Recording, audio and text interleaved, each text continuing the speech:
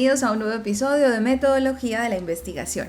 Hoy quiero hablarles de las tipologías textuales, pero sobre todo de los géneros, porque siempre les comento que la estructura del texto y el orden que yo voy a llevar, así como los elementos que lo componen, van a depender del tipo de texto que me están pidiendo. ¿A qué me refiero con eso? A que los textos tienen diferentes géneros. Quizás es más fácil entenderlo cuando hablamos de prensa escrita y cuando nos piden un informe, un reportaje, cuando nos piden una crónica, una noticia, un perfil, una entrevista. Cada uno de estos tipos de documento hacen referencia a diferentes tipos de texto que tienen diferentes propósitos comunicativos, es decir, tienen una intención distinta. Contar la historia de alguien, contar la historia de un fenómeno o suceso, dar suficiente información para comprender un problema o simplemente informar sobre un hecho noticioso. Entonces tenemos que existen diferentes géneros textuales, es decir, diferentes tipos de textos que tienen diferentes intenciones comunicativas. Entonces cuando vamos a escribir, lo primero que deberíamos pensar es en eso, cuál es el género textual que me están pidiendo, y a partir de eso yo puedo entender cuál es el propósito que va a tener este documento. Más allá del propósito de la investigación o de los propósitos específicos que usted como investigador tenga a la hora de contar ese documento que quiere allí relatar, se refiere a el documento en sí mismo, qué es lo que quiere hacer: informar, describir, comentar, contar cómo se está manejando una temática, una metodología, brindarle información educativa a una comunidad sobre una temática en particular, o hacer que las personas estén a favor o en contra de determinada temática. Entonces, esta sería nuestra primera tarea a la hora de empezar a escribir. ¿Cuál es el género textual y cuáles son esas características de ese género que yo quiero escribir? Entendiendo que el género pues es esa forma de clasificar un documento de acuerdo a su intención comunicativa. De acuerdo a esa intención va a tener una estructura, va a tener un contenido, va a tener un estilo, y en ese orden de ideas, si yo conozco cuál es la estructura, cuál es el estilo y cuál es el contenido que se espera de ese género, yo voy a poder ajustar la información. Por ejemplo, como profe de comunicación, si un estudiante le estoy pidiendo que me dé, por ejemplo, un perfil de una persona, pues lo que él sabe es que tiene que ir a entrevistar a esa persona, tiene que buscar 2 o 3 fuentes complementarias, documentales puede ser, sobre la vida de esta persona, y que yo espero que él me relate sus aspectos profesionales, personales, principales características. Pero si yo le digo que no me interesa un perfil, sino que quiero una crónica, él tendrá que buscar otras fuentes, relatar los hechos con mayor detenimiento en las fechas, en los momentos, en los lugares, precisar los datos, buscar eventos o situaciones contextuales que le permitan saber qué estaba pasando en ese lugar, en ese contexto, etc. Si le digo que es un informe especial, bueno, se le aumentan las fuentes, ya sabe que tendrá que usar entre 6 y 12 fuentes, tanto documentales como personas, fuentes oficiales, fuentes no oficiales, versiones a favor, versiones en contra, diferentes miradas de un mismo hecho para poder darle una cobertura más amplia. Entonces el género nos está diciendo es qué tipo de texto tengo, cuál es la estructura de ese texto, qué contenido esperan los lectores encontrar en este tipo de texto y cuál es el estilo. Por el contrario, si yo les digo que hagamos una editorial, ustedes saben que es una opinión, y muchas veces, dependiendo del tema, uno dice, bueno, pues, ¿qué voy a encontrar en esa editorial? Es la opinión de la persona, estoy a favor, estoy en contra de esa opinión, pero entiendo que no necesariamente es una opinión argumentada o desde un punto de vista científico o desde un punto de vista, sino que siempre será desde un punto de vista político, cuál es la postura del sujeto frente a una temática.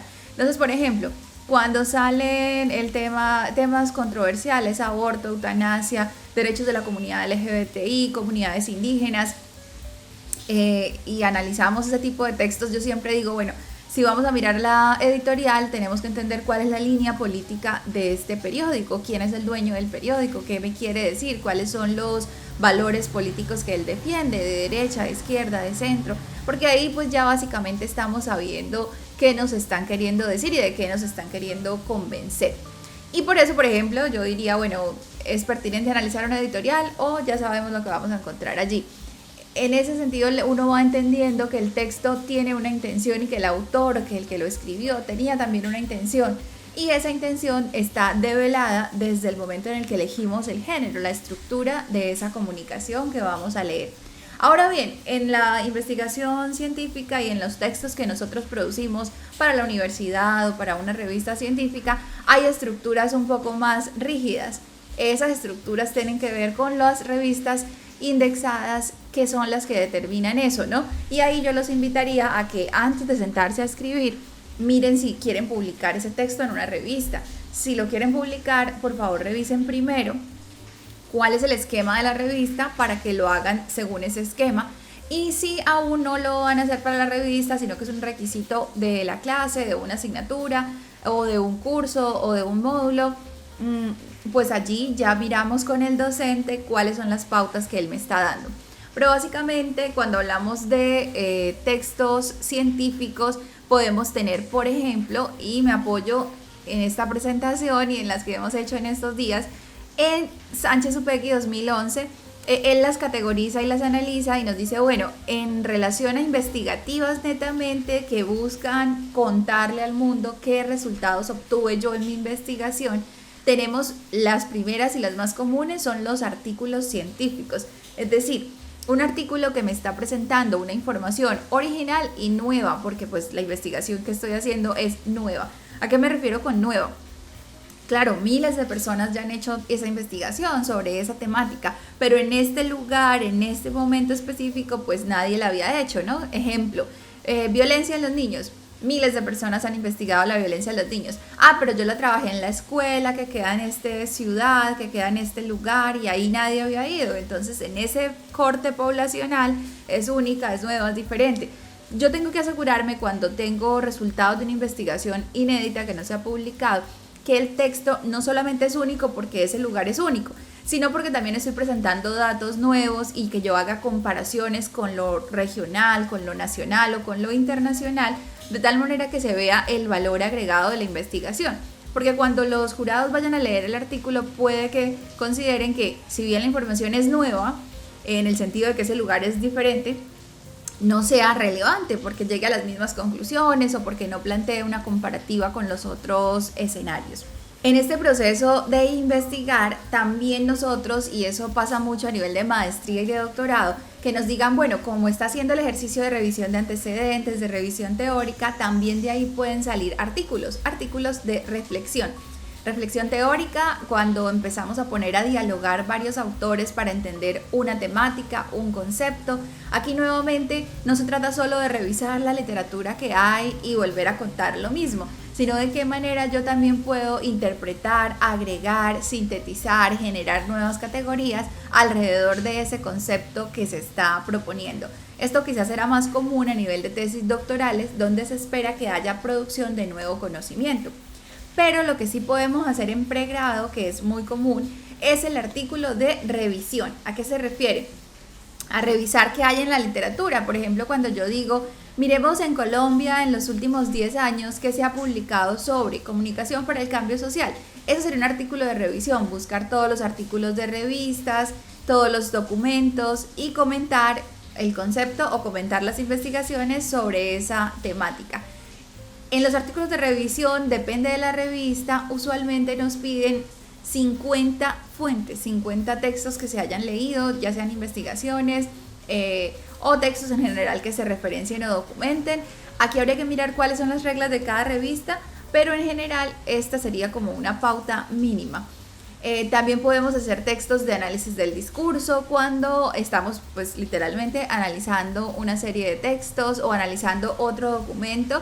Esto se parece mucho también a lo que hacían antes o lo que se hace también ahora de hacer textos que revisan otro texto. Por ejemplo, me leo una novela y escribo un artículo que comenta ese libro o novela. Sin contar el contenido del libro, sin contar el contenido de la novela, puedo hacer un artículo que haga un breve resumen y comente pues qué me pareció, ¿no? Cuál es la calidad del documento o las cosas positivas. Este tipo de artículos los hacen usualmente los editores para promover o impulsar la lectura de un libro determinado.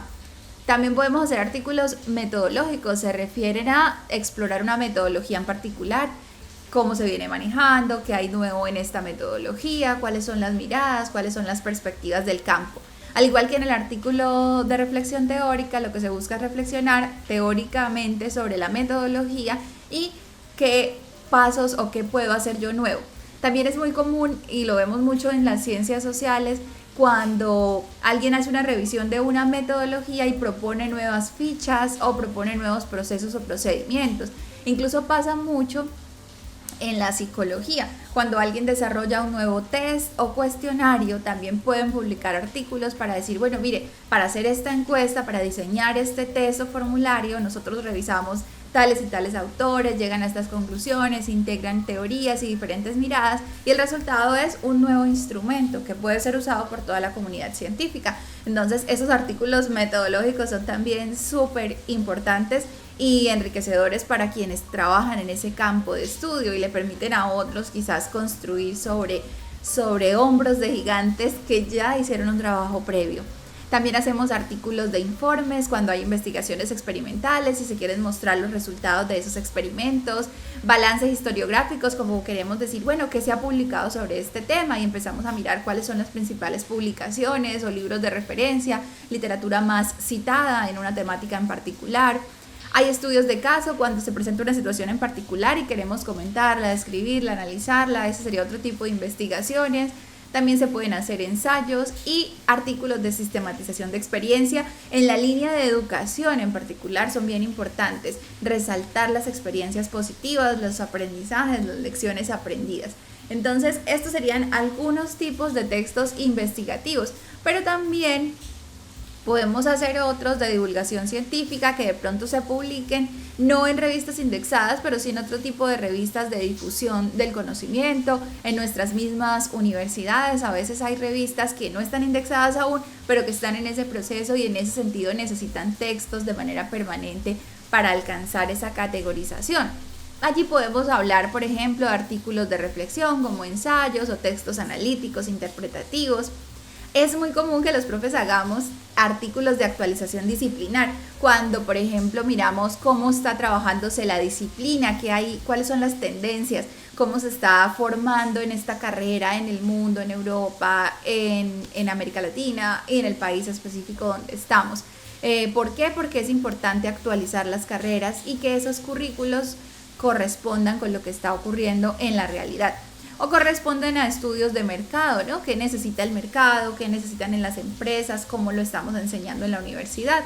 Y se hacen ese tipo de textos de reflexión y de comparación entre lo que ocurre en las necesidades del entorno y lo que la universidad le está ofreciendo a ese mercado. También podemos hacer divulgaciones científicas en blogs académicos, en nuestras propias páginas o cuando escribimos textos breves que queremos compartir con avances de nuestras investigaciones o con reflexiones sobre nuestras lecturas. Entonces, existen diferentes tipos de artículos investigativos y académicos y lo esencial aquí sería que nosotros tengamos en cuenta cuál es el género textual para que recordemos que el hilo conductor del texto será el género que estoy eligiendo para ese texto. Esto sería todo por ahora. Espero en un próximo video poder contarles más sobre estas tipologías textuales y detallar cada uno de ellos. Por ejemplo, cómo se hace el artículo de investigación, paso por paso, cómo lo podemos redactar. Esperen esto en una próxima entrega. Espero que les haya sido útil. Por supuesto, como siempre, invitarlos a darle me gusta, a compartir y ayudar a seguir creciendo el canal. Muchas gracias.